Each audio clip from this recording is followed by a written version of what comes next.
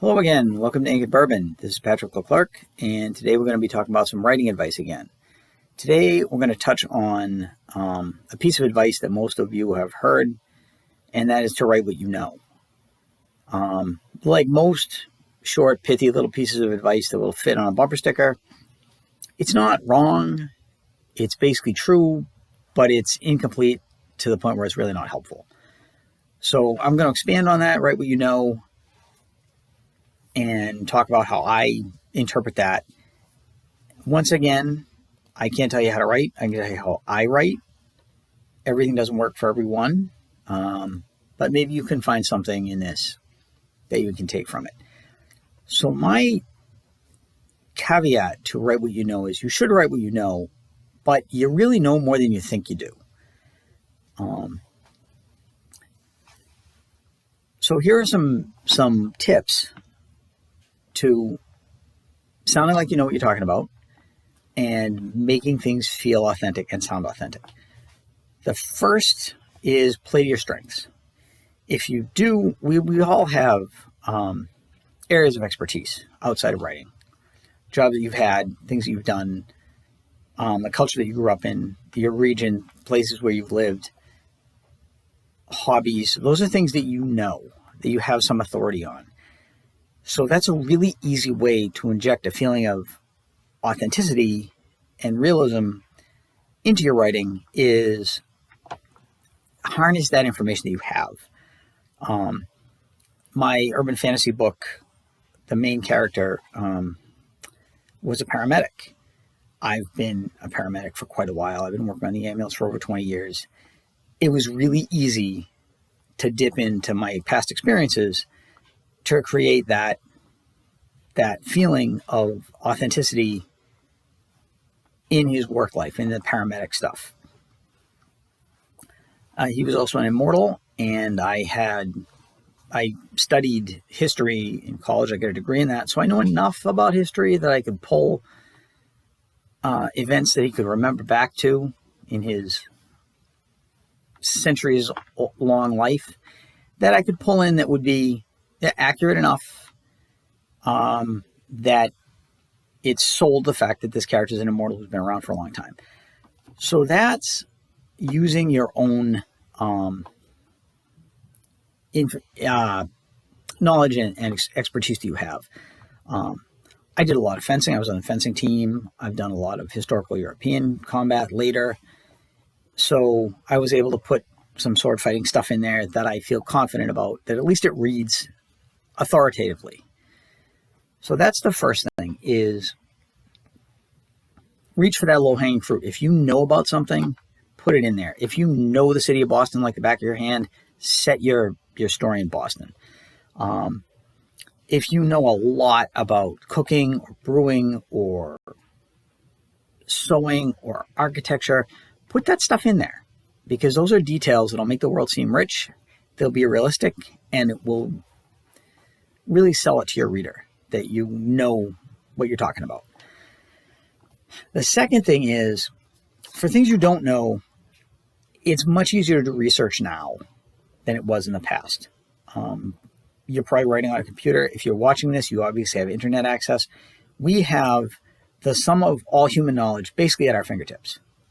Without getting up from your chair, you can research, you can check anything out.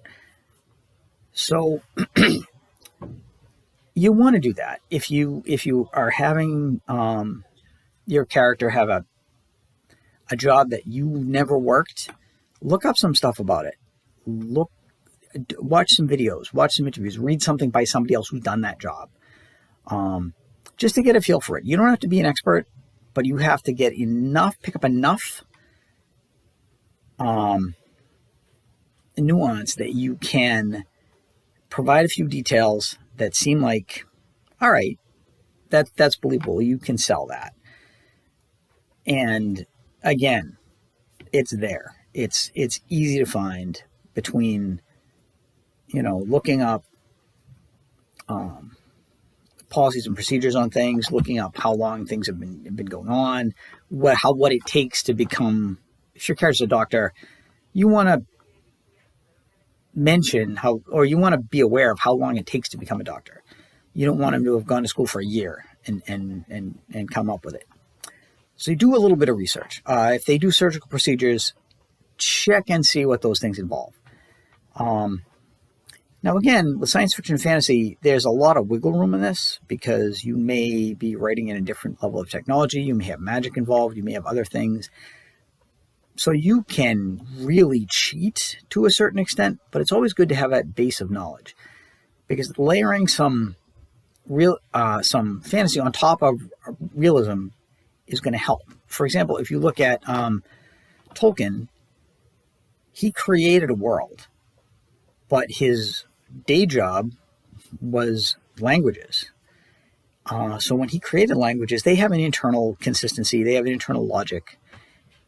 They're related to real world languages. His languages feel authentic. And the way that affects the cultures that these various different characters are from feels authentic. So, yeah, you can make up Elvish. It's not, and nobody's going to tell you you're wrong. But if you're coming from a realistic knowledge base, then it's going to feel more real.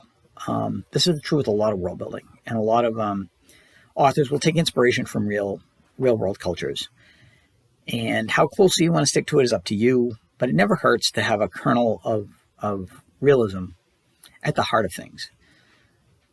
So that's research. And the third, and this is one of the most important things, it's better to be vague than to be wrong. If you're touching on something real world, it's very important not to get it wrong. Because somebody out there who's going to pick up this book knows the right answer, and you're going to lose all credibility. You're going to lose that. It's going to break their suspension of disbelief. And this is particularly true with occupations and with equipment and with certain people in certain hobbies. Gun people are terrible about this. If you don't know about guns and you want to have it in your story, that's fine. Guy walks into a 7-Eleven, points a gun at the main character and says, "Give me all the money out of the register." That's fine. If you're going to say he pulls out a Smith & Wesson snub-nose, nickel-plated .38, make absolutely sure that Smith & Wesson manufactured a snub-nosed nickel-plated .38, because if they didn't, you will not hear the end of it. And it's similar military stuff. Don't have an admiral in the army because they don't have them. Like, don't put, if you're doing anything historical, if you created your own army, that's fine. But universally, people understand certain things, and if you have lieutenants outrank captains, people are going to be taken out of it.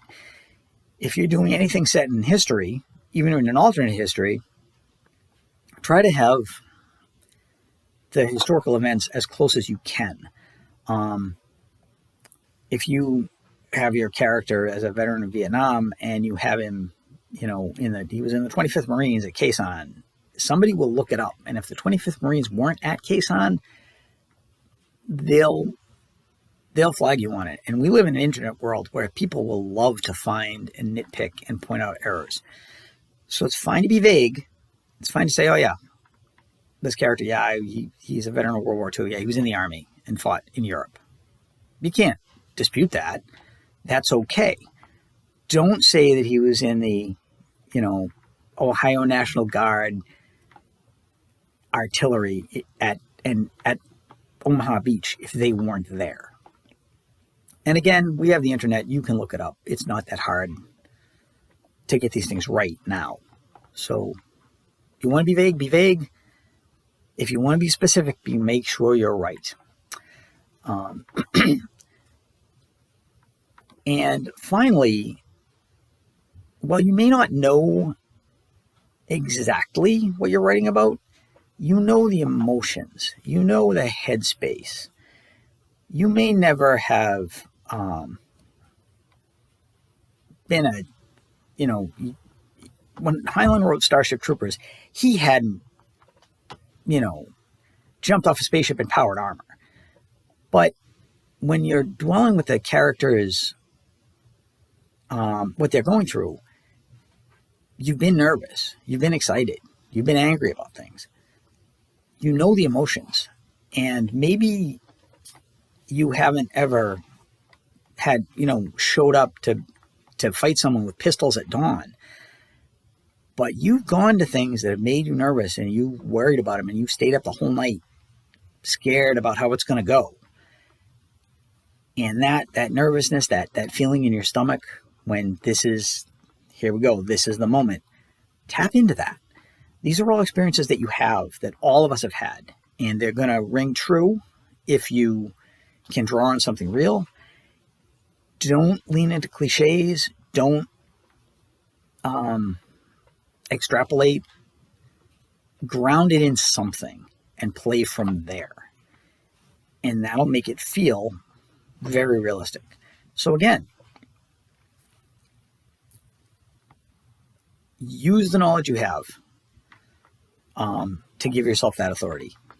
Do research on things that you don't know. Be vague before you're wrong. And lastly, stick with the emotions. Even if you've never slain a dragon, you faced down some challenge that was your dragon. Take that feeling and put it into your characters, and your reader will buy it. All right, so that's what I have for you today. If you like this kind of content, please like and subscribe. I post new videos every Tuesday. A little bit about writing, a little bit about swords, some stuff about history. And hope to see you next week. Thanks very much for indulging my ramblings. Bye-bye.